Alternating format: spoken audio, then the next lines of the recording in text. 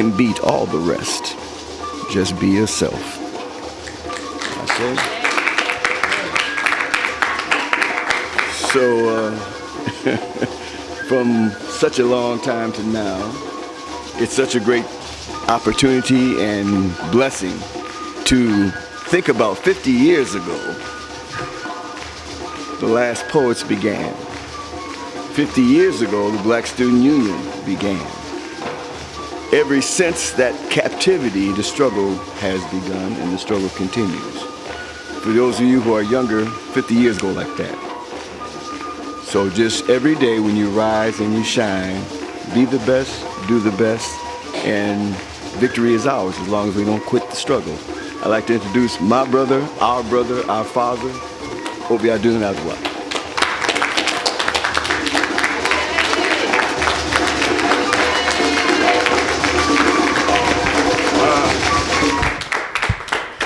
Everybody, take a seat, please. You know, I'm coming in from South Carolina. I was with, oh good, no gadgets allowed at this moment. I was with a bunch of young people, about 75 young people, who are members of an organization called the Watering Hole. I don't know if any of y'all are familiar with them. Anybody here familiar with the Watering Hole? Well, it's an organization of young writers who actually get together and have a retreat once a year in different places.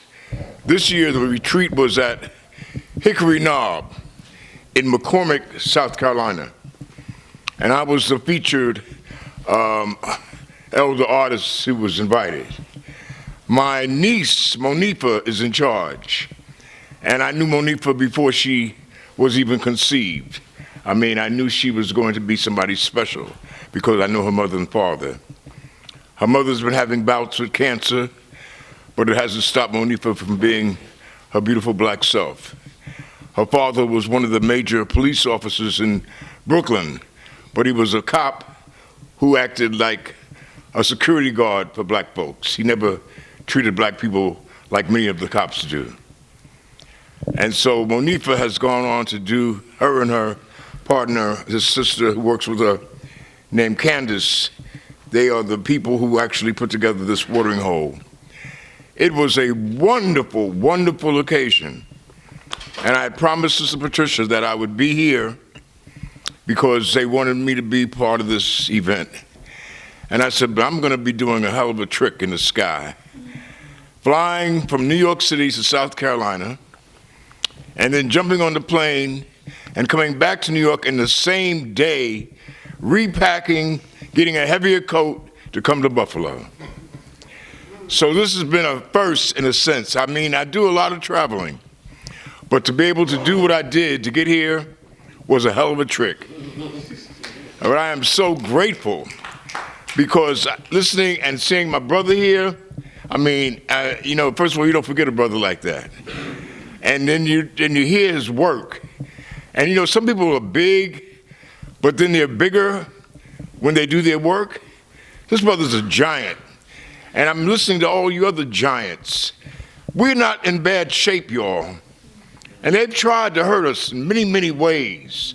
And they continue to do so. And let's make it clear, Donald Trump ain't got jack to do with us. This is a white reality show. And they're and we could just tune this on like TV. Don't even think about him. We have been through more than any Trump can ever put on our plate. We know what he's about. And he ain't about jack. What you need to recognize is that when the week that he was inaugurated, Barnum Bailey Circus shut down. Now, whether you're a poet or not, you can see the correlation. Barnum Bailey, the largest circus on the planet, closed its doors the same week that Trump was inaugurated. That should tell you something. This country ain't big enough for two circuses. He's a tragic clown. And we are not to be upset by his presence. Matter of fact, he's a divine assignment. Because he's gonna make people get the hell up off their ass and do something. just because he's so toxic and so sick. He's going to make us come together as there's a seed of humanity that's got to speak out. And it may be white folks involved. If there's some little green people around, they'll be involved. Because there's a crew of human beings who are concerned about humanity. And he's making us all come out of ourselves to show that concern. I love it. It's necessary. He's a catalyst for change. And we got really emotionally satisfied looking at Barack Obama bop from Air Force One into the White House. And Lord knows, looking at Michelle was a joy for every man, every black man on the planet. A diva like that, Lord have mercy. You know, it was just beautiful to see the real First Lady finally standing up. Because what other First Lady could there be other than Michelle? I mean, did black folks bring their babies to white women to breastfeed? I don't think so. Did white folks make the good flapjacks? Is there a white Aunt Jemima someplace? I don't think so. Come on now. We have always been the straw that stirs the drink and the drink itself. Recognize who we are. We're a powerful people. Don't ever give up your power.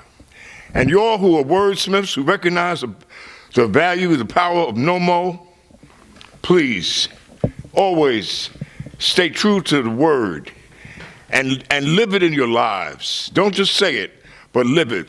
Be that example. I have a hard time sometimes dealing with Christians who want to proselytize and make you join their church. Be a light, goddammit, and I'll see you and come ask you where you got that light from. Be it. Don't be telling me about it. Be it. That's how it's got to be in everything we do. Be it. Everybody say free. Free. Grow. Grow. Misery. Misery. Down. Down. True. True. Sad. Sad. Live. Here. Here. 8 words. Now I do this pledge. I've been doing this pledge for about, I guess maybe 20 years. I don't know how long. But I did it because I'm always asked to be a keynote speaker at different schools. It was a graduation in Bed-Stuy in Brooklyn. And this thing that Colin Kaepernick does where he doesn't honor the flag or sing that super song, I've been doing that forever. Just like a lot of you are. That ain't nothing new, but I wasn't trying to get no publicity. I'll stand up. The superintendent of schools was next to me on my left side. The principals were to my right. The PTA principal was behind me. And the color guard, you'll know the scene. Color guard comes on stage with the flag and all that stuff. And I stood up, but I just stood there while they went through that whole thing. And then they finished, and I sat down. So when it came time for me to speak, the principal, he's on. He says, now we have our favorite poet, Brother Abiodun. The kids love me because I'm working in the school, and they're yelling and screaming. And I felt like, okay, I'm being empowered by the people. I felt great. And I came up to this podium. Out of 1,500 people, a little girl raised her hand. And I called on her. Lord have mercy. I said, yes, you didn't sing the Star Spangled Banner. You didn't pledge allegiance. I said, ain't this a bitch?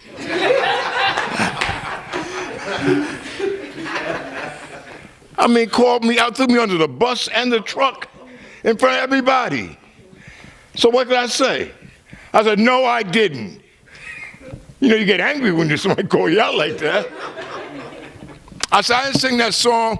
After you all sing that song, you should go upstairs and beat the hell out of each other. It's a war song. I said, Jimi Hendrix made it clear if you ever hear him play it. I said, now, it wasn't a war song when Marvin did it. It was a love song. Rockets, red glare, bombs, mercy, ooh. And that Pledge of Allegiance, I said, I ain't never gonna pledge my allegiance to a flag that's never pledged its allegiance to me and my people. And some of the teachers started to clap and then they stopped. Like they're gonna miss a check, you know? Then I got real niggerish.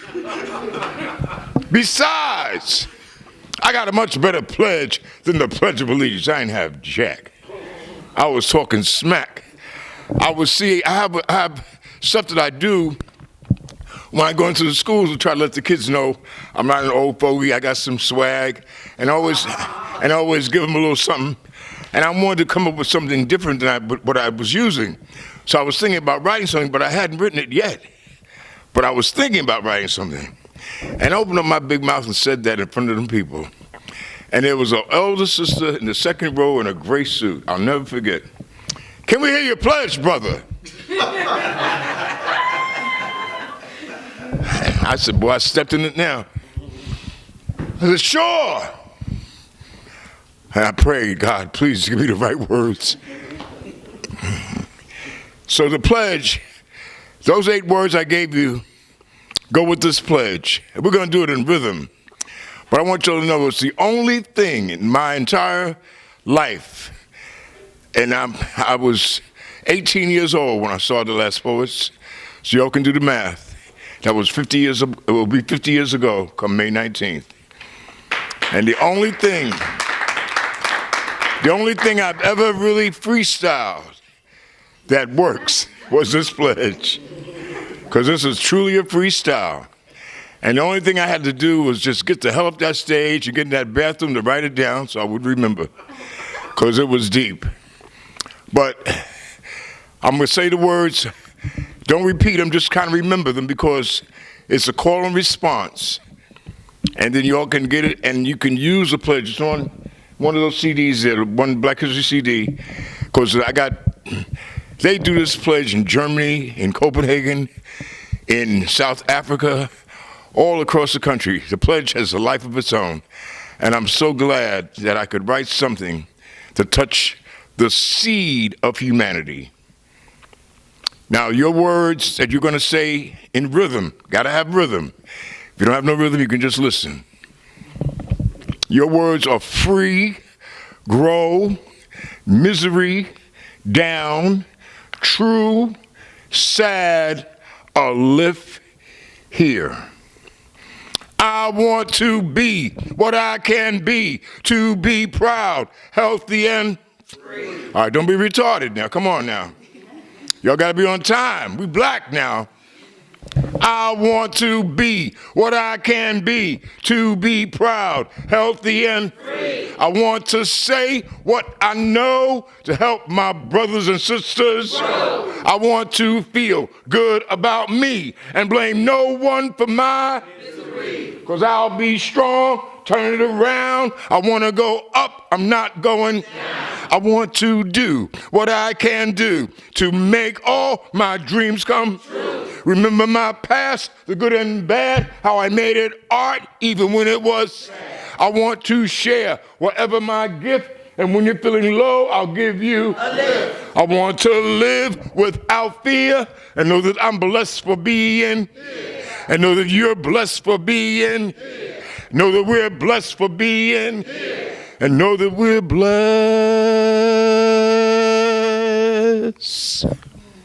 Ashe. That's the pledge. You are welcome to use it. Everybody else does. Go for it. And if you don't remember my name, that's okay. I will not live forever based on my name being Abiodun. I will live forever because of the work that I will leave behind. Everybody here will live based upon the work you do. Your name, your body, that frame you're carrying, that you want to try to keep in shape, all that stuff is going to fade away. But your work will last forever. Your work is like a pyramid. It will endure the test of time. Just be honest and sincere about the work that you do, and it will take care of you. Oh, that's a little poem.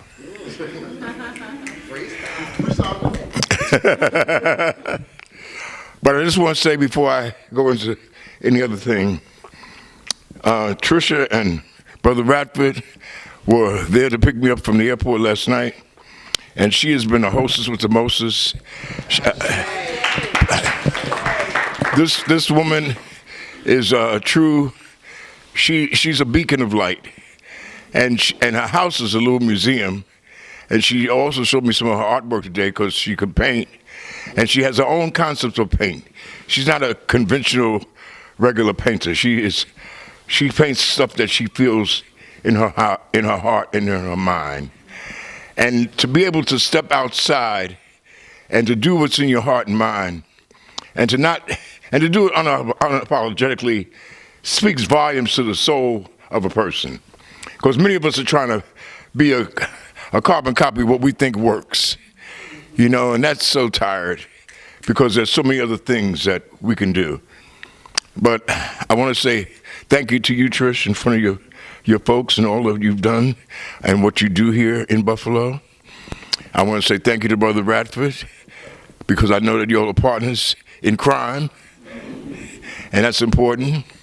And I want to say thank you to all the poets I heard today because y'all came with fire. And that's the kind of stuff that excites me and motivates me. I've got to write, I wrote a piece about the watering hole, but now I got another assignment. I got to write about Buffalo. Because you see, Buffalo was just a place, and brother, your poem, by the way, about you loving yourself, you see, that's key. I lost my lady 2 years ago. Her favorite line that she shared with me and everybody who would listen, because she wasn't a speaker, she was a Leo. She was more like she was a lioness, but she was a pussycat. She didn't like to be in front of audiences. Gorgeous, absolutely special. You would think she'd be the poster girl for something.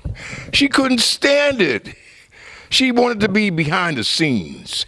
When I would be performing someplace, and the woman would come to me, you'd think, oh, Abiodun ain't got no lady. I had a lady, but she wasn't there. She's watching from the back. She was always like that. But she always would say, you got to feel good about yourself. That's key. When you feel good about yourself, good things happen. And that's a work in progress, brother. We all don't wake up every morning feeling good about ourselves. Some mornings we wake up and say, God damn, I maybe should go back to bed. And that's real. That's real. Some of us might be complimented by other people, but the compliment that is the best is what you can compliment yourself. That's the best compliment. When you can look in the mirror and say, you're okay with me. That's important. And it's very important for us to recognize that we need each other so much. That's always the case. We are a communal people. Yes, we can do things by ourselves. Yes, we can do something on our own, but you need somebody to endorse that. When I sit down and write a poem, I think it's dope. I read it and say, ooh, I like this. It ain't dope until I share with somebody and they say, that's a dope poem, dude. Now it really works because I just shared it with somebody who I trust. Don't just share it with somebody who doesn't listen. Share it with somebody who you know has got ears to hear. And they're going to give you honest feedback because that's important also. And I'm just taking this moment to point out some things that we need to recognize. And for all of you poets, I'm going to give you one little simple formula that you can always use and always help you make your craft even better. It's very simple. We have 5 senses, y'all. And that's for a reason. A sense of smell, taste, touch, sight, and hearing. Right? Yes. If you are not communicating with one of my senses, what are you communicating with? As a poet, if I'm talking about integrity, which is a big word, maybe not to everybody, but to some people it might be a big, I want to know how it smells. What does integrity taste like? Give it to me in a way that I can get into it from an image point of view. Because that's what poets do. We sit with a brush and paint to create an image that you can see, touch, taste, smell, or hear. And all of y'all that did poetry today, y'all did that for the most part. Homeboy is ridiculous. He's just, come on, you crazy. You knock out the park. He takes you right into the hood. He make you smell the garbage. and all the sweetness that comes with it. You got that, brother. You got it. Talking about I used to be a poet. Get the fuck out of here.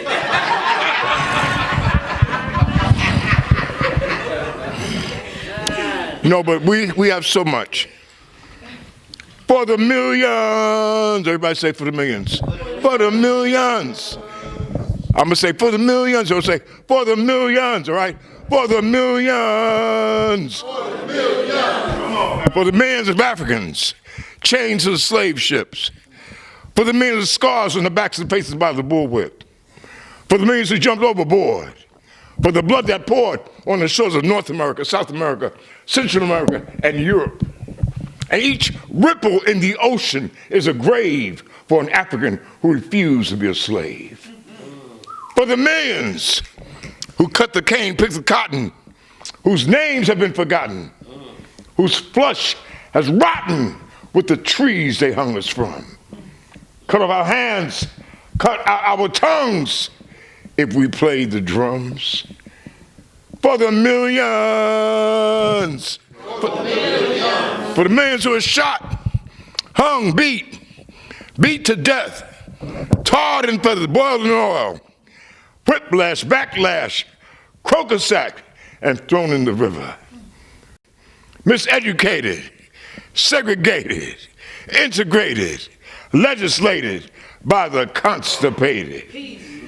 For the millions who lied to, denied to, misguided to, vampire to, and not abided to, so we decided to, so we decided to, so we decided to, so we decided to, so we decided to, so we decided to get ourselves together and change the weather, not just for now, but forever. We decided to love each other. Stop the madness and be real, sisters and brothers. We decided to take a look at the beauty of ourselves, at this color skin, at this coarse hair, at these full lips, at this Africa, all inside our souls, still breathing the breath of God's in our lungs. Greatness is where we're coming from. For the millions. For the millions. The millions who laid in, lived in, boycotted, cursed at, picketed, yelled at, spit at, like black's not where it's at. And we should be satisfied to ride in the back.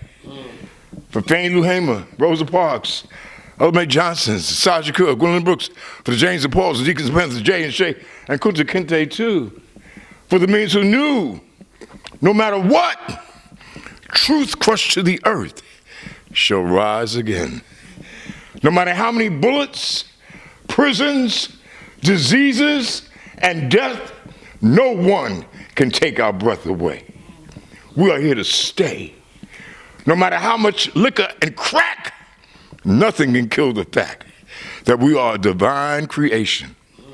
Started civilizations, built the pyramids and the Sphinx, taught the world how to pray and think, not to mention inventions we could never get credit for. And all the babies we raised, even when our own were ignored. For the millions would find their souls that burn so bright, and the strength of our will as dominant as the night, and the rhythm when we walk, and the rhythm when we talk, and the rhythm when we walk, and the rhythm when we talk, and the rhythm when we walk, and the rhythm when we talk, and the rhythm when we walk, and even when we have nothing to say. We utter sounds that put color and shoo-be-ba-ba-ba and spice in the day. For the millions who are ready to turn this thing around, who are tired of being tired and crawling on the ground. For the millions who are ready to turn this thing around, who are tired of being tired and crawling on the ground.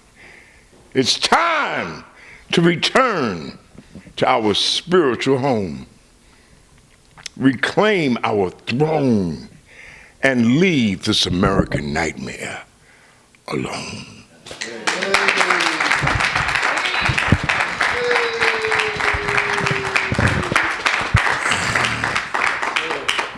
Yeah. For the Millions is one of those big pieces that makes you think about our history. And we are rich with history. And I'm just very grateful to be an integral part of that history. But I was telling a brother that was here earlier he was talking about how much I was a blessing for him. And I want to share with you what I told him. You all are a blessing for me. You got to understand, the Last Poets came on the scene in 1970 and did an album. Came out in 70, and it was so ironic because I was in prison when the album came out. Brothers were coming into Central Prison in Raleigh, North Carolina, quoting my shit, and I had to keep my mouth shut because I was in prison for robbing money from the Klan. I actually put a gun to one of the head guys of the Ku Klux Klan in North Carolina, and to get my boys out of jail. I had a Yoruba society down at Shaw University, which fed into the African village in South Carolina. I'm a part of that from its inception. Kabiesi was my godfather, and we were together in North Carolina under the auspices of the United Church of Christ. Because he's Yoruba, he had already thrown the shells. We knew that the program that they were trying to get us to teach at was not going to work out. You see, when you have the power of an ephod divination, you can tell what's getting ready to happen. That's the beauty of the Yoruba religion. We can read. Those of us who are in the religion know. So he knew that this thing wasn't going to work out. And he knew that they were going to try to shaft us and give us some BS money to go back to where we came from. And he had worked out something with some chickens and everything else for us to get double the amount of money they planned to give us. And he wanted to get to the South because he said he got much better readings in the South than he got in the North. Because the structures of buildings, that stuff blocks the readings. So he said that he'd been wanting to get down South because he wanted to start a village. So they had planned to give us $2,000 to relocate back to where we came from. And he said, no, we're going to get $4,000 apiece. I said, Kabiesi, if you work out something where we get $4,000, well, I didn't call him Kabiesi, I called him Baba. I said, Baba, if we get $4,000, I'll give you $1,000 toward the land to start the village. He should have got us $4,000 apiece. And I gave him that $1,000, and they went on to build a village. It's called Oyotunji. Some of you might be aware of it. It's in Sheldon, South Carolina.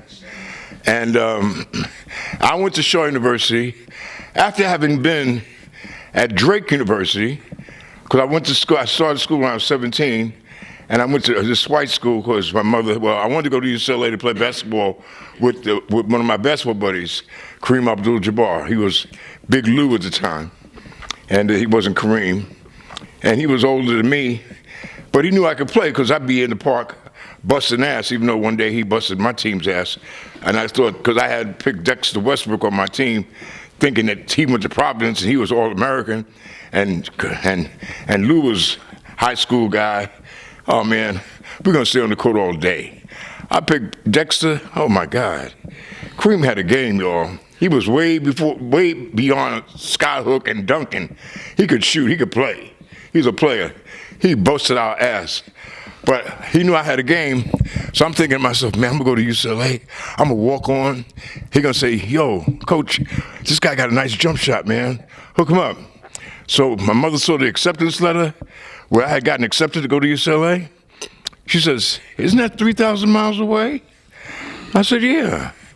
Says, suppose something happens to somebody in the family, you'd be so far away. I said, come on. She says, can we compromise? I said, ain't this a bitch? I said, so I looked at the word compromise, and it said meet somebody halfway.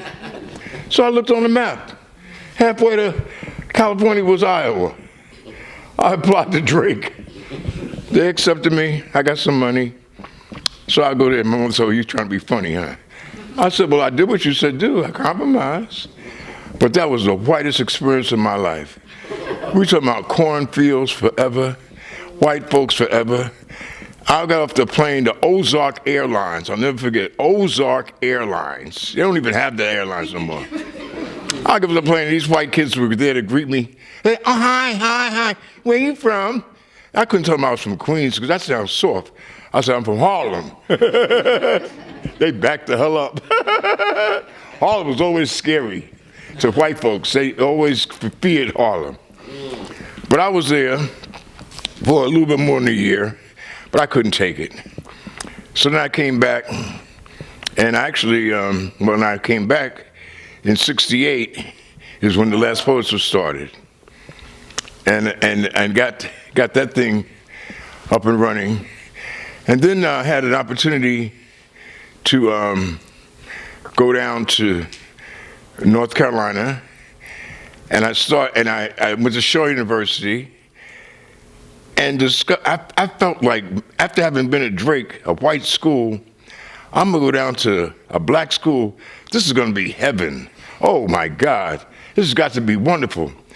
What in the hell are black people doing pledging Greek? What is that about? And they were seriously pledging that shit. Man, I started Yoruba Society. They come out with their little step show. I bring out my drummers and my dancers and blow that shit away. I said, we need to have some African societies up in here. I said, we got the Yoruba Society, we could have the Ashanti Society, we could have a Maasai Society. I gave them a list of things they could choose from. They weren't trying to hear me, so I blew them away. I was horrifying. I mean, I was definitely the nightmare for that whole school for some time. I mean, really, and I was terrible. Because see, I was just aware. And when you're new in something, you're gung-ho about it. So I was all caught up. And I had these town meetings every Thursday. And at the town meetings, I would always kind of give people a heads up as to why we were doing what we were doing. And you had to wear, African clothes. You had to have an African name. As a matter of fact, I remember one of the girls was saying, you ain't be wearing them clothes when the weather changes. You could be wearing the same stuff we wearing. I said, oh, really? I don't think so. So I got all my ladies in the group to go to Belt Tyler. That was the clothing shop. That was the big department store. And buy heavy material. And made some heavy-duty African garments, dashikis and stuff with lining and everything. And then the shit was so nice, I said, you know what we're going to do? We're going to put on a fashion show at the school, just to let folks know we ain't playing. Man, do you know we had orders from professors and students? We started a business. Because I had this one brother named Marengo. I'll never forget, he said, hey, brother, can I make my own dashiki? I said, you can sew? He said, yeah. I said, yeah, go for it. He made a reversible bad boy with a hood and shit. It was bad. I said, get out of here. And he modeled that bad boy. He looked great. And we had a whole thing going on. And it was about the culture. I remember I had an African history class. Reverend Fleming, God rest his soul. And I used to tell him, I said, how you going to teach African history wearing cracker clothes? I said, you got to take those cracker clothes off, man. You going to teach African history like we ain't had no clothes? I said, we had clothes. He say, all right, Abiodun. He says, and you know more about this African history than I do, it appears. Because see, I had a class in Harlem under Dr. Ben. So he's making mistakes about where Mansa Musa was in charge of. He said he's in charge of Songhay. I said, no, he was not. He was in charge of Mali. So I was giving him information, and I was disrupting the class because I had more knowledge than he had. So he said, listen, you might know more than I know about this thing, African history. He said, why don't you stay away from my class so I can teach what you here? So I got an A for not coming to class. But it was during that time that the album came out, and when I got busted because I had a brother at one of my town meetings says, well, what you gonna do if at the time the term was vamp, if the police vamp on your beautiful African organization? How you gonna protect your sisters with their boo-boos, loppers, and gaylets? Oh, you got a bulletproof dashiki? Oh, you gonna knock them out with your afro? Oh, yeah, they had jokes. And some folks were laughing. So I said, listen, any punk can get a gun. That ain't no big thing. Getting a gun ain't no problem. But we didn't have any guns. We weren't militant. We were cultural, strictly cultural. I designed a whole plan to rob the 2 gun shops in Raleigh, North Carolina, Thorns and Dixie's. We had about maybe $40,000, $50,000 worth of guns. But two of my boys dropped a duffel bag full of guns, and they went back with an informant at 4 in the morning, and they were busted. I felt responsible because I had hooked up the plan.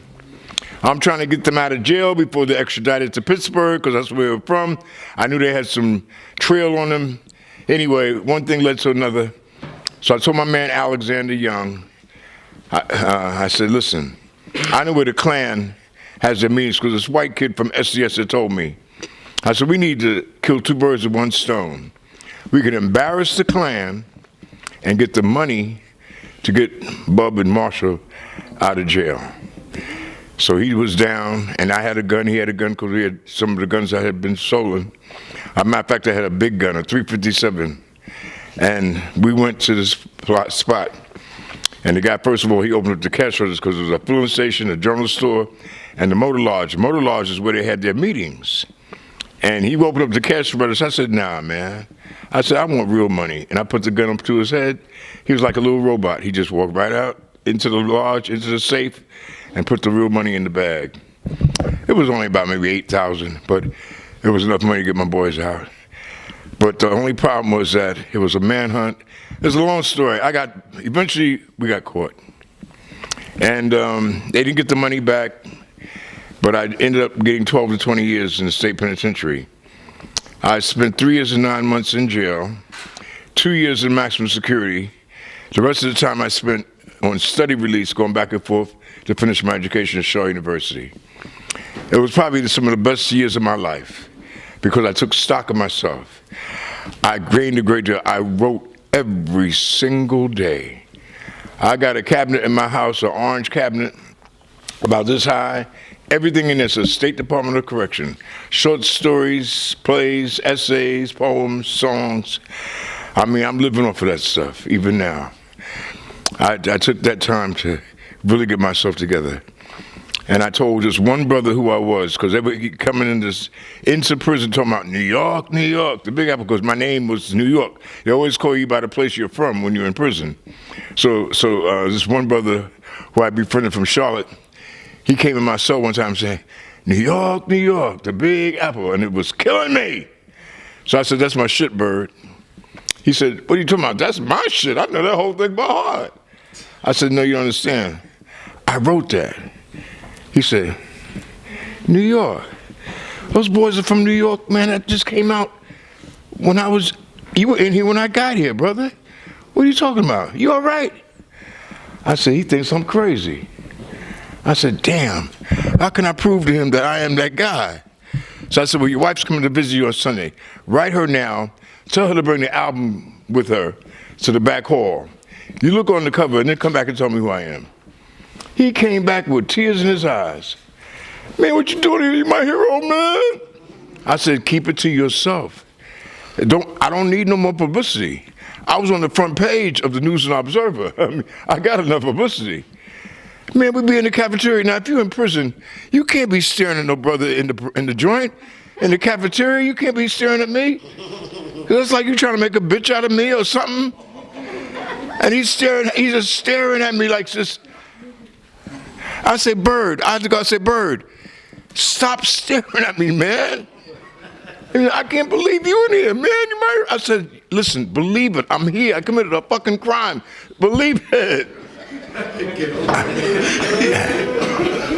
But the album did very, very well. We sold 1 million copies of that album. This is the album. This is a smaller version. This is a CD of it. 1 million copies of this. I'm in the red dashiki. In 1970. No Twitter, no Facebook, none of that stuff. Strictly word of mouth. I mean, so when people give me praise, I have to always give it back to you. Thank you. I would not be anybody if you didn't take time to listen. Folks had to take time to listen. And then after they listened, they liked it and they told their friends, man, you better get that album. That's hot. And that's how it traveled. So I have all of you all to thank. And I just wanted to say, I know I was long-winded, but I just wanted to thank you for just being just the people who polish me to make me shine. And that's who you all are. And I just want to say thank you to all of you as well. I'm going to end up with this one piece called My People, because the one thing that Sister did mention, we, the last poets, we tried to de-niggify niggas everywhere. We had more nigger poems than the Lord anybody could ever imagine. We said, run nigga. We said, wake up niggas, we all through. We said, niggas are scared of revolution. We said, die nigga. We said, Hibaro, my pretty nigga. We said, Lord have mercy. We had so many nigga poems because we realized in the beginning, our battle was not against white people. White people are gonna be white, and they're gonna die in their own whiteness. And a thing we could do about that. Our battle is with each other. And the fact that we got some niggas who are not gonna be on the same page, folks that are gonna be against the movement because they're gonna do something stupid, we want to address that. So we talked about niggas for days. And because we realized, but I'm gonna give you all the latest graduation of that whole thing with me. I no longer say run nigga or nigga scared. We can't go any place in the world without having to do niggas are scared of revolution. I mean, it is amazing. We were in Croatia 2 years ago. Somebody yells out in the back, are you going to do niggas are scared of revolution? I mean, because the whole wide world is adopting nigga now. So you got Italian niggas, you got Yugoslavian niggas, you got niggas everywhere. Everybody wants to be a nigga. I'm serious. And the reason is, the nigga has taken on another definition. The nigga represents that rebel, the one who cannot be put in the box. And so all of the people of every race, Chinese folks want to be niggas. You got niggas everywhere. And it's a mind blower to me because I'm traveling and everybody's a nigga. I was in front of my hotel in Rome and there was an Italian boy talking, say, yo, nigga, why you do that? So you never do that, nigga. I said, oh man, shut up, nigga. I said, oh my God, this is crazy. Just niggas everywhere. So now I'm not going to say the stuff that we've already said in poetry. I simply say C-Y-N. Everybody say that? C-Y-N. C-Y-N stands for control your nigga. Because you may need him. A nigga can be a useful tool. Now, if I'm standing in line at a bank, waiting to cash a check, and some sister or brother jumps out of the cab, so I just want to be here for a minute to get my check, I ain't going to be but a second, they may have to see my nigga. Because I've been online for 20 minutes, goddammit, and you're gonna run in front of me? No! Hell no, bitch, get back. But the nigga can be a useful tool. Sometimes you can't be a nice black person all the time. Sometimes your nice blackness ain't gonna always work. So sometimes you might have to, here you are, everybody knows Sister Sadie's a sweet child. She always speaks very nicely. She always speaks softly. Everybody always knows that. Say, oh, Sadie, oh, just sit down, Sadie. I don't want to hear it right now. Sadie might have to come out with her nigga. You know, and then they say, what the fuck you mean? Oh, ooh, I ain't never heard Sister Sadie curse like that. The nigga lives. The nigga can be a very important, valuable tool. But remember what we said. C-Y-N. Control your nigga. Don't let the nigga run amok. Because when the nigga goes crazy, then nobody is productive. You know, y'all know what I'm saying, and we all know that person. So there was a brother, and I'll end it with this. A brother came to the East Wind, the home base of the Last Poets, and he actually said, I know you brothers out there know what y'all don't want to see, but do you know what you want to build your world for? Who you want to build your world for? Who are the people that you really want to see in the world that you want to create? And that put a real lug in our jug, because we were all bent on destroy this, destroy that, destroy this, destroy that. But building is a whole nother animal. This is an example of building, what you're doing here. This is your spot. Very important that we have a place where we can communicate and commune.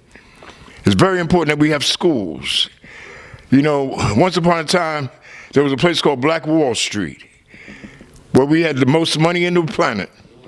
And we have a group called the Gap Band. A lot of people don't even realize what they stand for. G stands for Greenwood, A stands for Archer, and P stands for Pine. And those are the names of the 3 streets that were blown up. And what was the hit song that they came up with? Hello? And people think that's a cute song to shake your butt to. Better shake your mind. So this is my answer, and I wrote this when I was 19. My answer to all of our nigger poems. My people are black, beige, yellow, brown, and beautiful. A garden of life with a love as sweet as scuba on wine. Growing in muddy waters, making brown babies with pink feet and quick minds. My people warm, sometimes hot, always cool. Always together. Together in church, in school, in jail, in the service, in the streets of the ghettos throughout this forsaken land. My people, let's be together. Understand that we've lived together. Understand that we've died together. Understand, my brother, I've smelled your piss in my hallway, and it smells just like mine. Understand that I love your woman, my sister, and her rare beauty is reason enough for a revolution. Yes, sister, my honest sister, I have had ugly moments with you, but you're the only beauty I've ever known. Yes, sister, my honest sister, you are the joy in my smile, the reality of my dreams. You're the only sister I have, and I need you. I need you to feed the children of our race. I need you to feed the lover of our race. I need you to be the summer of my winters. I need you because you are the natural life in the living. At night there's a moon to make the blackness be felt. I am that blackness, filling up the world with my soul. And the world knows me. And you are that moon, my moon goddess, peacefully smiling down light on my black face that fills the universe. My moon, I am your sun, and I shall take this piece of light and build the world for you, my sister. Sometimes the waters are rough, and the hungry tide swallows ashore, washing away all memories of children's footsteps playing in the sand. Where is the world I promised my son? Must he push back the tide and build the world I've talked about?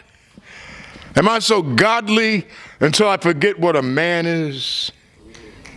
Am I so right until there's no room for patience? My brother, oh my brother, father of a son, my brother, father of a warrior. My brother the son, my brother the warrior, be the beginning and the end for my sister. Be the revolution for our world. Turn yourself into yourself and then on to this disordered world, and arrange the laughter for joy and the tears for sorrow.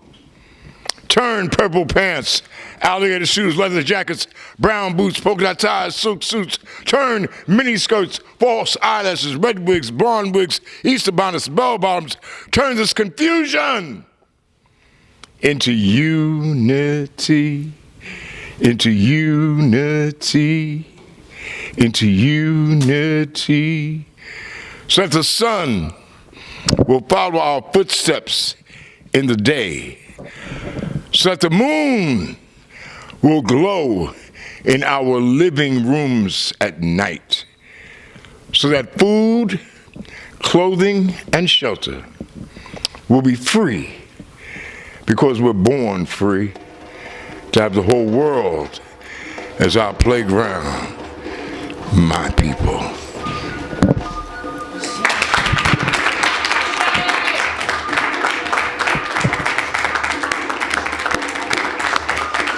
Thank y'all. I want to be what I can be proud, healthy, and free. I want to say what I know to help my brothers and sisters. I want to feel good about me and blame no one for my misery. Cause I'll be strong, turn it around. I want to go up, I'm not going down. I want to do what I can do to make all my dreams come true. Remember my past, good and bad, how I made it art even when it was sad. I want to share whatever my gift, and when you're feeling low, I'll give you a lift. I want to live without fear and know that I'm blessed for being here. And know that you're blessed for being here. And know that we're blessed for being here. And know that we're blessed